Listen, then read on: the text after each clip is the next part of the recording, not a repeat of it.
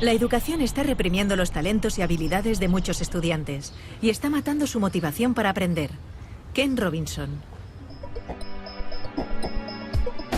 En los últimos 50 años, las esferas económica, cultural y personal han dado un vuelco en el mundo entero.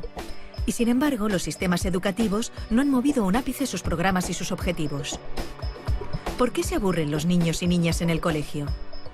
¿Por qué llegan al mundo adulto sin tener idea de sus propios talentos y capacidades?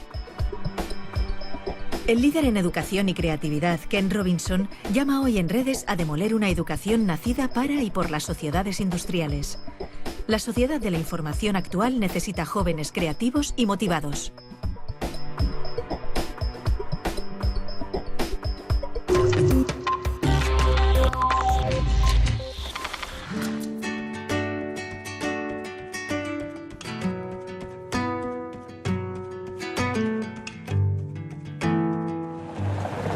Debe hacer 60 años o algo así, era comienzos de la década de los años 50. Y aquí en esta escuela de North Hollywood High School es donde hice mi bachillerato. Me llamaban Eddie, que es el diminutivo de los norteamericanos para Edward o Eduardo. Y seguramente, con toda certeza, en la escuela siguen destilando contenidos académicos en los cerebros. Lo que hay que hacer es enseñar cosas distintas de las que me enseñaron en los años 50 en esta North Hollywood High School. ¿Por qué distintas? Porque lo que nos enseñaban entonces estaba muy bien para el mundo industrializado, para conseguir trabajo en el mundo que había salido de la revolución industrial. Pero no nos enseñaban lo que hace falta para innovar, para ser creativo. Y para eso, básicamente, hoy día sabemos que lo que hace falta es ayudarnos a elegir, ayudar a los jóvenes, ayudar a los hijos y a las hijas a elegir primero cuál es su dominio, cuál es lo que de verdad les gusta y no tanto lo que está ocurriendo fuera de ellos mismos.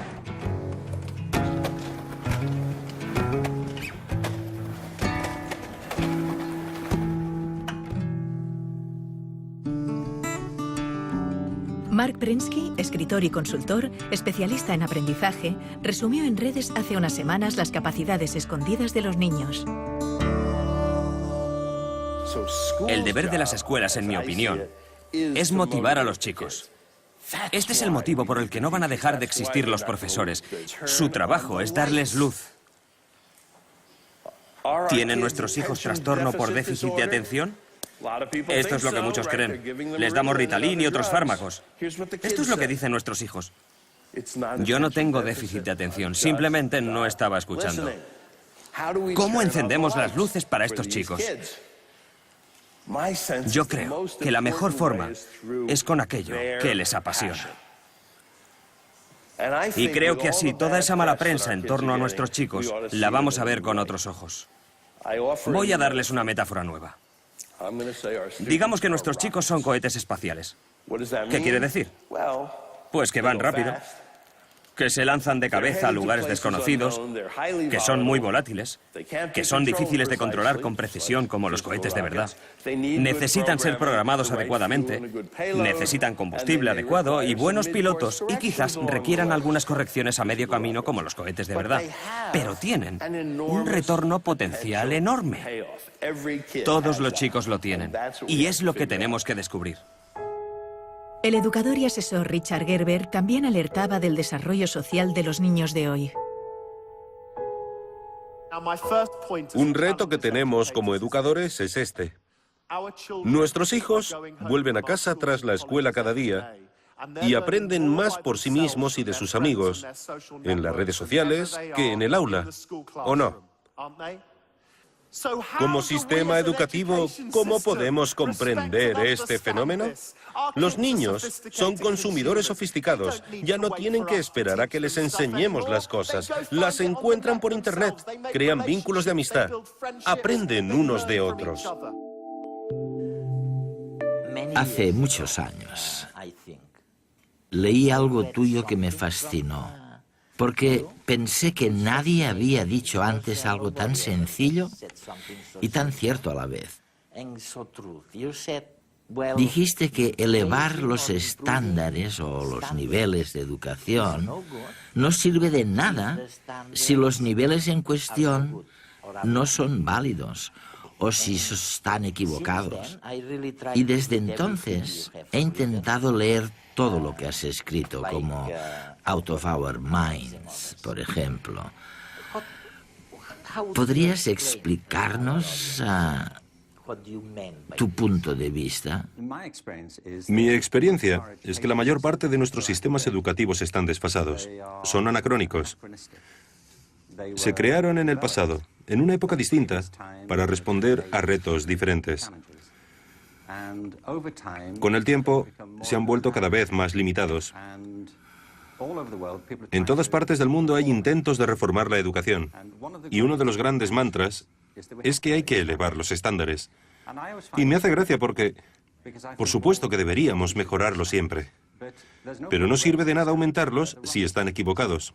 Por ejemplo, en la mayoría de sistemas, se insiste mucho en elevar los estándares de matemáticas y de lengua, que por supuesto son muy importantes, pero no son lo único que cuenta en la educación.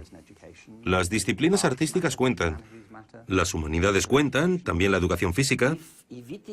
Me gustaría saber si es cierto que ha habido tantos cambios turbulentos, que ha surgido esa disparidad o esa gran brecha entre la educación por un lado y las necesidades individuales de las personas por otro. ¿Cuáles son, de verdad, esos cambios que han ocurrido? Pues creo que hay varios. Si nos planteamos cuál es el propósito de la educación, los políticos a menudo hablan de volver a lo esencial, a lo básico. Y creo que hay que hacerlo. Pero primero tenemos que ponernos de acuerdo sobre qué es lo esencial. En mi opinión, la educación, desde la guardería hasta la formación de adultos, tiene en líneas generales 3 objetivos. O por lo menos debería tenerlos. Uno de ellos es económico. Es innegable que una de las grandes expectativas que tenemos sobre la educación es que si alguien tiene estudios, estará en mejor posición para conseguir un trabajo y la economía se beneficiará. Por eso invertimos tanto dinero en la educación. Y ahora no es así. El problema es que las economías del mundo han cambiado diametralmente en los últimos 50 años. El mundo cada vez está más dominado por los sistemas de información. Estamos inmersos en una economía de servicios y la industria se ha trasladado fuera de Europa. Ahora mismo se ubica mucho más en Asia. Por consiguiente, económicamente, el mundo de ahora no tiene nada que ver con el mundo en el que tú y yo crecimos. La revolución industrial forjó nuestro mundo, pero también fraguó nuestros sistemas educativos. Tenemos un sistema de educación industrial. Es un modelo de la educación basado en la producción. El segundo gran reto educativo es de índole cultural. Una de las cosas que esperamos de la educación es que ayude a las personas a comprender el mundo que les rodea y a desarrollar un sentimiento de identidad cultural, una idea sobre su lugar en el mundo. Sí. Si analizamos los sistemas educativos de todos los países, en España no hay duda de que esa expectativa está presente en el sistema de enseñanza. Se pretende ayudar a los alumnos a conocer mejor la cultura española, y lo mismo sucede en el resto del mundo. Es una gran expectativa de la educación. El problema es que el mundo también se ha transformado culturalmente en los últimos 50 años. No tiene nada que ver con el mundo en el que crecimos. Cada vez es más interdependiente, más complejo y también más peligroso culturalmente en algunos aspectos, más intolerante en ciertas cosas. El tercer gran objetivo de la educación es personal. Lo saben los que tienen hijos, pero también cualquiera que esté vivo. Una de las cosas que esperamos de la educación es que nos ayude a convertirnos en la mejor versión de nosotros mismos, que nos ayude a descubrir nuestros talentos, nuestras destrezas. Y creo que la educación ha fracasado estrepitosamente en ese sentido, puesto que muchos acaban sus estudios sin descubrir lo que se les da bien, sin averiguar jamás sus talentos. Muchos pasan por la escuela y llegan a la conclusión de que carecen de cualquier talento. Y esto sucede porque en el fondo tenemos una visión de las aptitudes muy limitada. También ha habido cambios en ese sentido. Vemos pues que hay cambios en nuestra noción de inteligencia, pero también en la cultura, que ha cambiado y se ha complicado, por no hablar de hasta qué punto se ha revolucionado económicamente el mundo. Tenemos pues tres grandes cambios que probablemente explican esta ansiedad que surge de la disparidad entre el mundo educativo y las necesidades económicas, culturales e individuales.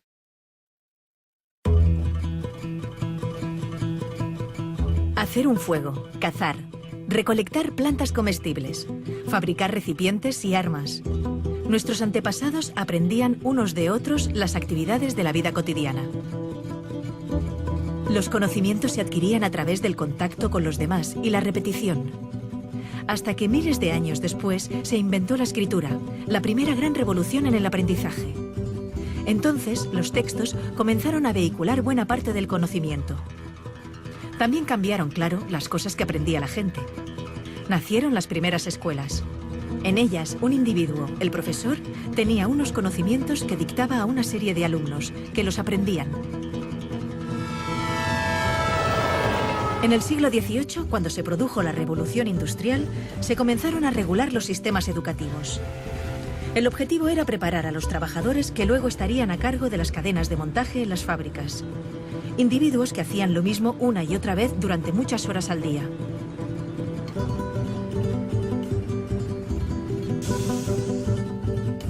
La escuela que se inventaron seguía ese patrón. Todos los niños repetían y repetían de memoria determinados conocimientos. Un proceso estandarizado y lineal, en el que les enseñaban aquellas materias que se consideraban útiles para la recién nacida economía industrial. Es el modelo que ha perdurado hasta nuestros días. Sin embargo, ya no nos sirve, porque el mundo, en el último medio siglo, ha cambiado radicalmente. Los avances espectaculares que se han producido en ciencia y tecnología han hecho, por una parte, que pasemos de ser una sociedad industrial basada en la producción masiva de objetos a una sociedad de servicios y de información, en la que el motor son las ideas y la creatividad, la capacidad de inventarnos nuevos oficios más acordes al siglo XXI. Y por otra parte, los descubrimientos científicos nos han permitido conocer mejor cómo funciona nuestro cerebro, el órgano encargado del aprendizaje, y descubrir algo que los griegos ya sabían, que no aprendemos repitiendo, de memoria, sino haciendo, cuando nos emocionamos. Por eso, hay que transformar la escuela de arriba a abajo. Necesitamos un sistema educativo que, mediante el aprendizaje social y emocional, fomente la educación personalizada, que potencie el desarrollo de cada individuo, que estimule la creatividad, la pasión, la energía, el talento. Porque nuestro futuro está lleno de nuevos retos que requerirán nuevas soluciones. Y estas dependerán de cuán creativa, vital y variada sea la gente.